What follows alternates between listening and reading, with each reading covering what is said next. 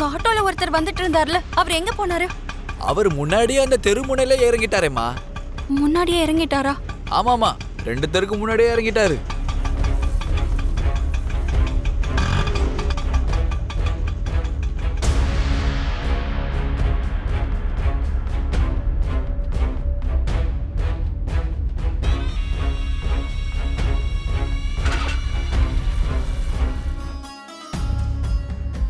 உனக்கு கொஞ்சமாவது புத்தி இருக்கா? காவி ட்ரெஸ் போடாம கழுத்துல ருத்ராட்சம் இல்லாம நீ வெளியே வரக்கூடாதுன்னு நான் சொன்னனா இல்லையா? எப்ப பார்த்தாலும் காவி உடையிலேயே சுத்திக்கிட்டு இருந்தா என் வயிறு எப்படி மேடம் நிறையும்?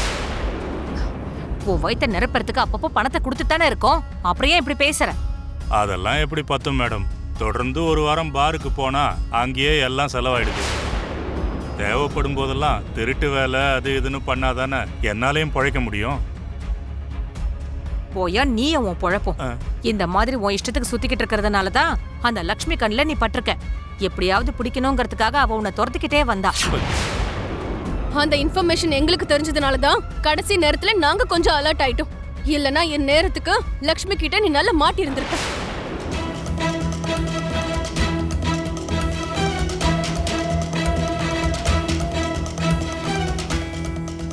ஜெகதீஸ்வரி இன்னைக்கு பையனை கூட்டிட்டு வரேன்னு சொன்னா, என்ன இன்னும் ஆளை காணோம்?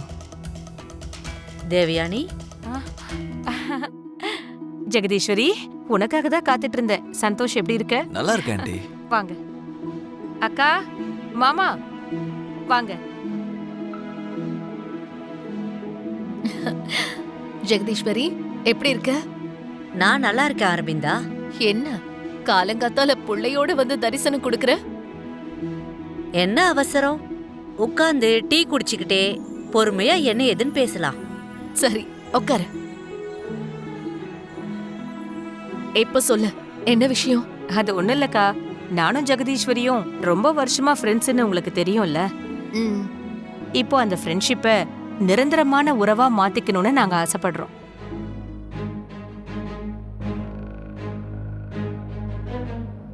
நீ எதை பத்தி பேசிட்டு இருக்க தேவயானி?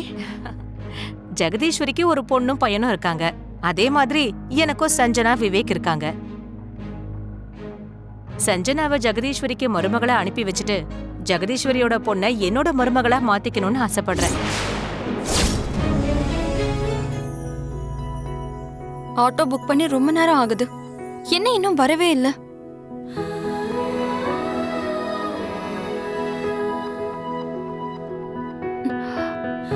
அட, அப்பவே ஜானு ஃபோன் பண்ணா.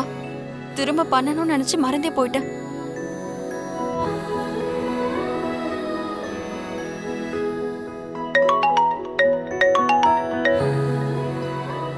ஹலோ அக்கா. ஜானு, என்ன ஃபோன் பண்ணிருந்த? ஆமாக்கா, அப்பவே ஃபோன் பண்ண. நீ ஏன்க்கா ஃபோன் எடுக்கல? ஒன்னும் இல்ல ஜானு, வீட்டுக்கு சொந்தக்காரங்க வந்தாங்க. அவங்க முன்னாடி எதுக்கு பேசிக்கிட்டுன்னு தான் நான் ஃபோன் எடுக்கல. யாருக்கா வந்திருக்காங்க? யாருக்கு சொந்தம்? விவேக்கும் சஞ்சனாக்கும் என்னோட சின்ன அத்தை ஏதோ சம்மந்தம் பார்த்திருக்காங்க ஜானு. அத பத்தி பேசிட்டு போக தான் வந்திருக்காங்க.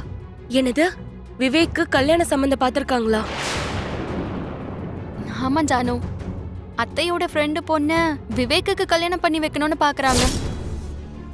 அதே மாதிரி அவங்க பையனையும் சஞ்சனாக்கு கல்யாணம் பண்ணி வைக்கலாம்னு பாக்குறாங்க.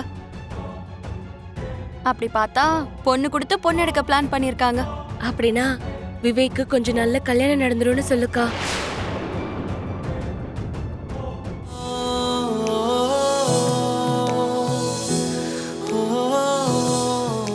Good morning sir. Good morning sir. Good morning. Good morning sir. Good morning sir. Good morning. Good morning. Yeah, good morning.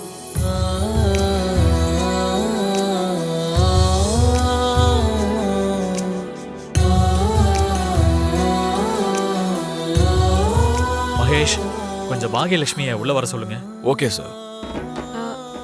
Mitra, இப்ப பாக்கியலட்சுமி எதுக்கு? அவகிட்ட கொஞ்சம் வேலை இருக்கு. May come in sir?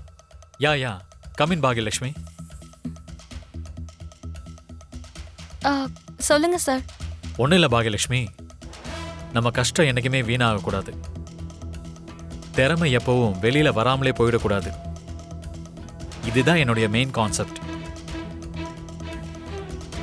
அதனால தான் கஷ்டப்பட்டு வேலை செய்கிறவங்களுக்கு நான் ரெஸ்பெக்ட் கொடுப்பேன். டேலண்ட் இருக்கிறவங்கள என்கரேஜ் பண்ணுவேன். அன்னைக்கு உங்ககிட்ட இருந்த அந்த டைமிங் சென்ஸ் எனக்கு ரொம்ப பிடிச்சிருந்தது. உனக்குள்ள நிறைய டேலண்ட் இருக்குன்னு எனக்கு தோணுது.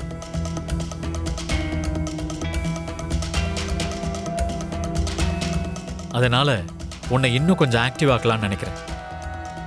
இன்னும் சில பொறுப்புகளை உங்ககிட்ட ஒப்படைக்க போறேன்.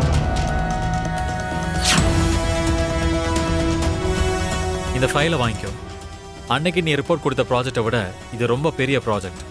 இதில் நீ இன்னும் அதிகமான எஃபர்ட்ஸ் போட வேண்டியிருக்கும். கண்டிப்பா சார். நீங்க என் மேல வச்சிருக்க நம்பிக்கையை நான் பொய்யா ஆக்க மாட்டேன்.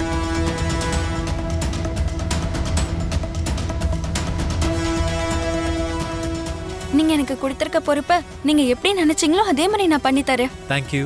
யூ கேன் கோ.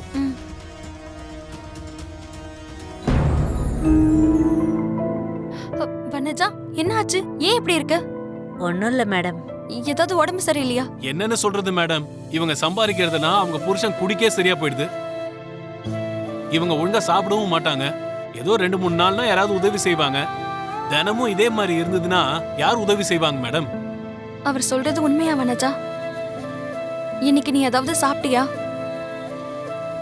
சொல்லு வனஜா. நேத்துல இருந்து நான் எதுவும் சாப்பிடல மேடம். வீட்ல மளிகை பொருள்லாம் காலி ஆயிடுச்சு. வாங்க சுத்தமா கையில காசு இல்ல.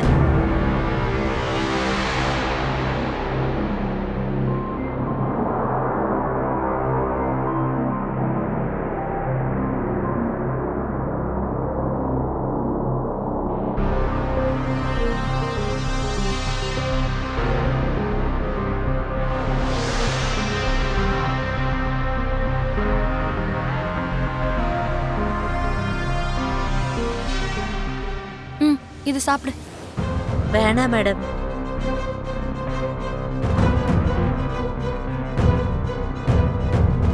இங்க பாரு வனஜா, இந்த உலகத்துல எது கொடுத்தாலும் நீ வேண்டான்னு சொல்லலாம். ஆனா சாப்பாடு விஷயத்துல எனக்கு வேண்டாம், நான் வாங்க மாட்டேன், அது இதுன்னு சொல்லக்கூடாது. கண்ணுல களைப்பு, வயித்துல பசி இருக்கும்போது முக்கியமா நீ சொல்லவே கூடாது. மித்ரா,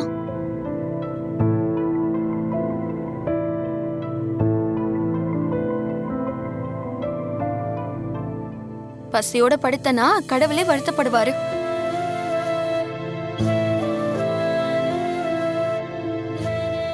சாப்பிடு. எனக்கு கொடுத்துட்டு நீங்க என்ன பண்ணுவீங்க? ஒரு நேரம் சாப்பிடலன்னா எனக்கு எதுவும் ஆகாது. நீ சாப்பிடு.